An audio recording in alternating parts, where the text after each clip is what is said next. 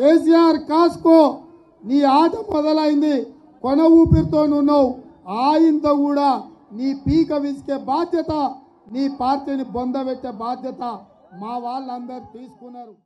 అందరికీ నమస్తే. నేను మీ పావని గౌడ్. ఎందుకట పెద్దలు పద్యాలు ఊరికనే రాయలేదు.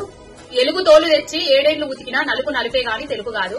కొయ్య బొమ్మ తెచ్చి కొట్టినా గునియేనే విశ్వదా వీరామ వినుర వేమ.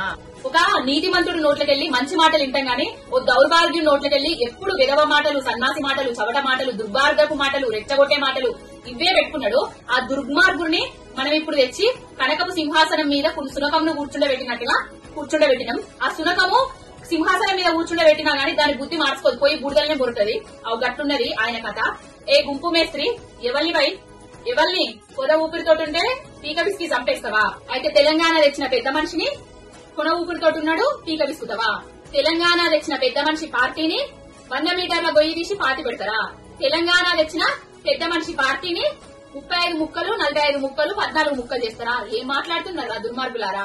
కేసీఆర్ గారి మీద ఎంత పడితే అంత, ఎవడు పడితే వాడు ఎంత నోటికొస్తే అంత మాట్లాడుతూనే ఉన్నారు. ఏంద్రబాయ్ నీ లొల్లి? ఓటుకు నోటు దొంగవు, రెడ్ హ్యాండెడ్ గా పట్టుకున్న దొంగవు, రెడ్ హ్యాండెడ్ గా పట్టుబడ్డ దొంగవు, జైల్లో ఊసలు లెక్క పెట్టిన దొంగవు.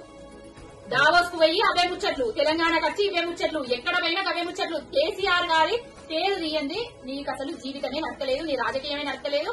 1% ఓట్లతోటి గెలిచినోనికే ఇంతగానం అవుతున్నావు. ఒకవేళ 100% మెజార్టీ వచ్చేది ఉంటే నువ్వు ఆగనే ఆగపోతూ, ఏ కొమ్మనెక్కుతువో, ఏ గుట్టనెక్కుతువో, ఏ గట్టున పోతువో.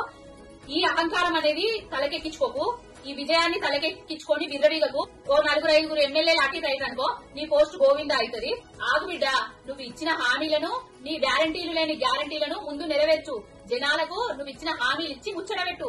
తర్వాత ఈ రెచ్చగుట్ట మాటలు, అహంకార పూరితమైన మాటలు తర్వాత మాట్లాడుకుందాం. నీకు తెలంగాణ ప్రజలు నీ బట్టలు చింపుడు, నీ గోరి కట్టుడు తొందరలోనే ఉన్నది. నీ అహంకారాన్ని, నీ అహంకార పూరితమైన మాటలను తగ్గించుకుంటే నీకే మంచిది. గుంపు మేస్త్రి జరాగు. 2500 ఇవ్వకపోతే మహిళలు నీ గొంతె విసుకుతారు. రైతు భరోసా 15,000 రూపాయలు ఇవ్వకపోతే నిన్నే 100 మీటర్ల గొయ్యి తీసి పాతి పెడతారు. మహిళలకు 500 రూపాయలకే సిలిండర్ గ్యాస్ ఇవ్వకపోతే నిన్నే కట్టెల పొయ్యిల మంటలల్లేసి పైకి పంపిస్తారు. కరెంటు ఫ్రీ ఇస్తా అని చెప్పినవు, 200 యూనిట్ల కరెంటు ఇవ్వకపోతే ఆ ఫ్యాన్కి ఏలాంటి ఇస్తారు నిన్ను. ఇవన్నీ గుర్తు పెట్టుకొని నీ హామీలను నెరవేర్చుకొని నీ ప్రభుత్వాన్ని నువ్వు నడుపుకో. తెలంగాణ తెచ్చిన పెద్ద ఆయనను ఇంకొకసారి నోటికి ఎంత వస్తే అంత మాట్లాడితే ఊరుకునే ప్రసక్తే లేదు. ఖబర్దార్.